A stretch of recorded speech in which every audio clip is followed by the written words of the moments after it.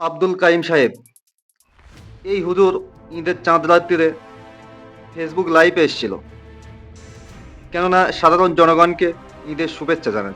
সাধারণ মানুষ তারা এই আব্দুল কাইম সাহেবের লাইভে আসা নিয়ে তারা কি কমেন্ট করছে সেটা আপনাদের দেখানোর জন্য এই ভিডিওটা।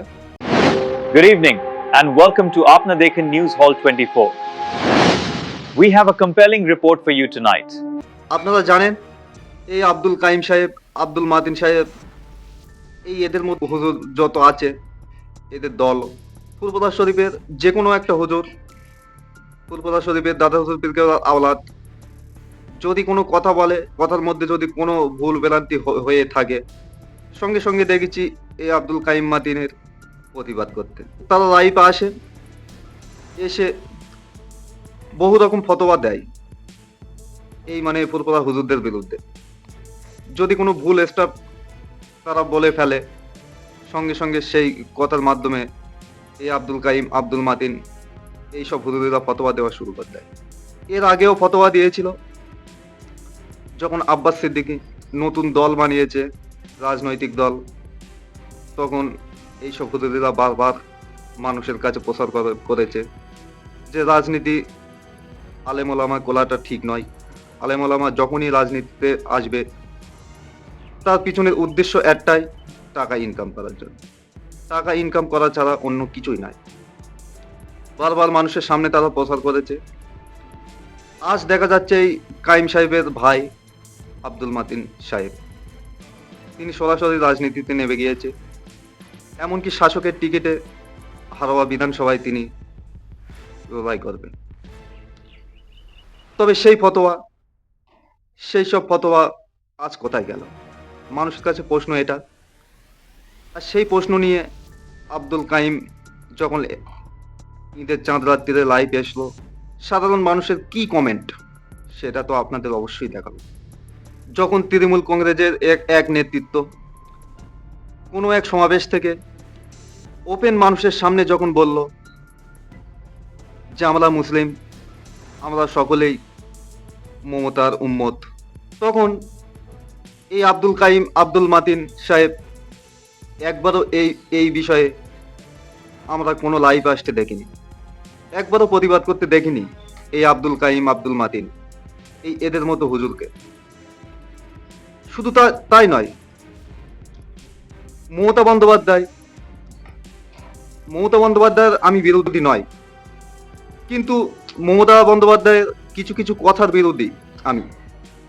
কেননা আমি মুসলিমের বাচ্চা, আর মুসলিমের বাচ্চা হয়ে কখনো আমি এইসব কথা সাপোর্ট করতে পারি না। সেই ক্ষেত্রে আমি মমতা বন্দ্যোপাধ্যায়ের বিরোধী। মমতা বন্দ্যোপাধ্যায়ের কিছু কথা, যেরকম মমতা বন্দ্যোপাধ্যায় ডাইরেক্ট সবার সামনে বলেছিল বাইবেল, কোরআন শেষ হয়ে যাবে, কিন্তু আমার উন্নতি, আমার প্রকল্প শেষ হবে না। তিনি কি বলতে চেয়েছে? কোরআন শেষ হয়ে যাবে, কিন্তু মমতা বন্দ্যোপাধ্যায়ের উন্নতি প্রকল্প কখনোই শেষ হবে না। এইসব কথাগুলো আমি মুসলিমের বাচ্চা হয়ে কখনো সাপোর্ট করতে পারি না। কিন্তু একবারের জন্য এই কাইম মাতিন, এই এদের মতো হুজুরকে কখনো কোনো ফতোয়া মারতে দেখিনি, কোনো ফতোয়া ছাড়তে সেই ক্ষেত্রে শোনা যায়নি। কিন্তু কোনো বিষয় যদি ফুরফুরা শরীফের কোনো হুজুর তারা কোনো কথাবার্তা ভুল বলে ফেলে, সঙ্গে সঙ্গে এই কাইম মাতিন ফতোয়া মেরে দেয়, এমনকি বিরোধী কথা বলে।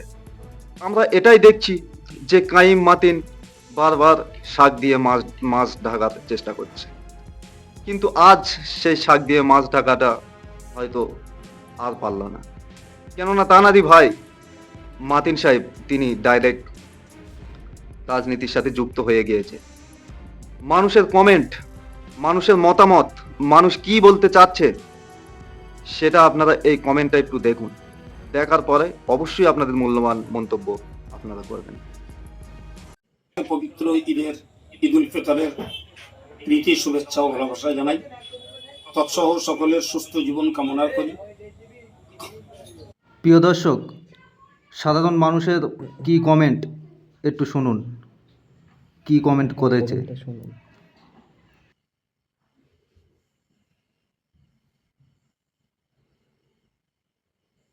আগে আপনি ইন্ডিয়ান ফোজা খুঁজে বের করেছিলেন, এখন কি বলবেন?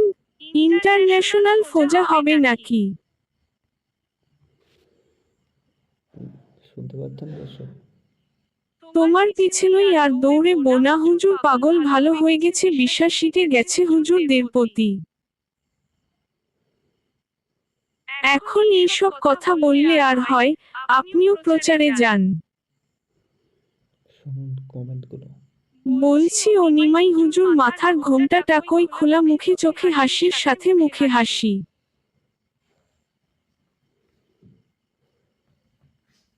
পীরজাদা সাহেব, আপনি তো বলেছিলেন রাজনীতি নিয়ে বহুত বড় বড় কথা বলেছিলেন, তাই এখন আপনার শিষ্য রাজনীতি করছে, এর ফতোয়াটা আপনি বলেন কি হবে? শুনতে থাকুন। আপনারা দুই ভাই ভবিষ্যতে আবার এসেতে যোগ দেবে না তো আমরা কি আশা করতে পারি? আমার তো মনে হয় আপনিও আগামী দিনে আইসিবের দিকেও চলে যেতে পারবেন, কারণ এর আগে আপনার বক্তব্য শুনেছি টুপিওয়ালা দাড়িওয়ালা এরাও থেমে নেই, পলিটিক্স দিকে চলে যাচ্ছে, সে ব্যাপারটা কিভাবে দেখছেন? আপনি রায় দিয়েছেন বলেই তো তারপর চাটতে গিয়েছে। শুনছেন দর্শক কমেন্টগুলো? আরে এই তো সেই আসামের মুরিদ। আরে কেমন আছেন? ফোজা, তুমি এমএলএ হবে?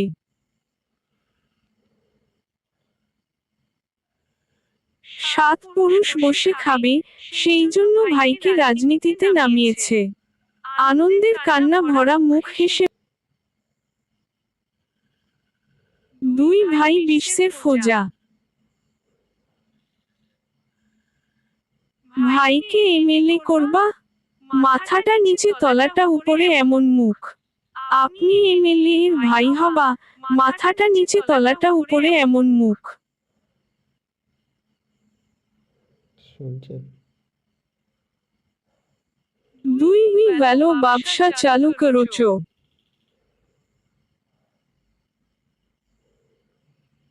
সাত পুরুষ বসে খাবে, সবাই যোগদান করিব। কমেন্টগুলো শুনুন। ইনশাআল্লাহ আসছি। আজ তাহলে এই পর্যন্ত। আপনারা শুনলেন মানুষের কমেন্ট। এটার বিষয়ে কোন যখন ফতোয়া ঝাড়বা না। আব্দুল কাইম সাহেব লাইভ এসছে, মানুষ কি বলতে চাচ্ছে আপনারা সবই শুনলেন। এবার আপনাদের মূল্যবান মন্তব্য অবশ্যই আপনারা জানাবেন। চেনি সরলে, আর যদি ভিডিওটা ভালো লেগে থাকে তাহলে একটি লাইক দিয়ে বাজ। আমাদের এই ছোট্ট চ্যানেলটা সাবস্ক্রাইব করে আমাদের পরিবারের একটি গুরুত্বপূর্ণ সদস্য হয়ে যায়।